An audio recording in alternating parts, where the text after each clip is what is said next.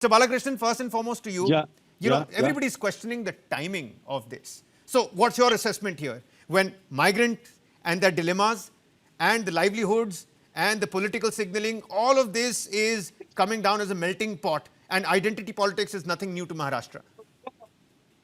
Kabir, see, there is nothing called timing about it. I mean, as you know very well, Uber, Ola have been around, the aggregators have been around for quite some time, kind of thing. And Yeah. then the question is basically boils into not question of Marathi or non-Marathi. Question is one of attitude. You are coming to Mumbai, you are coming to Maharashtra to earn a livelihood. How can you say that you will not learn the local language? The government has been extremely reasonable. They just want you to have conversational knowledge of Marathi. Is there any harm? If if I am a person with Marathi as my mother tongue, if I speak to an Ola driver in Marathi, why can't I expect him to reply in Marathi?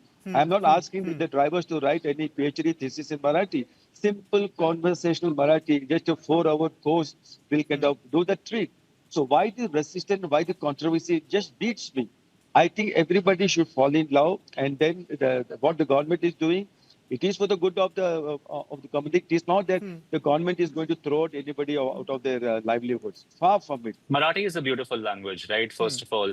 So, and it's also the language that most people in Mumbai actually do have a conversation with on a daily basis. Now, this statement by the government, which has now gone on to become a law, it's been going around for quite some time. So I think everyone did know that this is going to happen and ample time was provided. Now, having said that, now it also applies to app aggregators. And you did mention that the law has been around since 1989, but now it includes app aggregators as well, which is honestly fair because I mean, if your auto walas are going to be included in it, you might as well also include the new age mode of transport, which is Rapido, Ola, and Uber. Now, having said that, this is not exactly livelihoods lost. In a way, it's also livelihoods restructured because you have to understand that there is also a growing population of youth within Maharashtra that is also now looking for employment.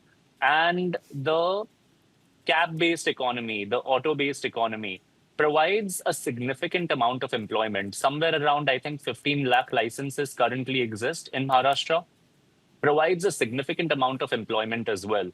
Now, maybe there is a need of restructuring that employment within Maharashtra itself. And what the government has asked for is something which is very, very simple. Normal working proficiency of the language of the state and the city that you're living in. And like Mr. Balakrishnan said, Marathi is not a very complex language to learn. It's something that can be picked up. And in a way, when you're a cab aggregator, when you're riding on the streets on a daily basis, interacting with passengers all across the day, knowing the language of the state does become pretty important in terms of delivering a good experience as well. So I think there is a significant amount of importance to this rule coming into effect. Now, depending on, of course, how it's implemented, because I'm not advocating for force. I don't want this to turn into a political drama or any sort of political, if it shouldn't become a politicized movement because it's such a beautiful language, right, Marathi. And it's great if we see it getting implemented all across the board, and that should happen. And I'm glad that it is happening. I just hope that it happens in a very smooth way where people actually get induced into learning as well. So training should be provided. People should be provided the opportunity to learn the language. And yeah, I think migrants coming into the state city, if they want to make money in Mumbai, in Maharashtra, learning the language is a basic ask. And if So it's very being true. asked, So very true. Yeah. Exactly. I don't disagree with any of that. I don't disagree with any of that. I think all languages in our country are equally beautiful.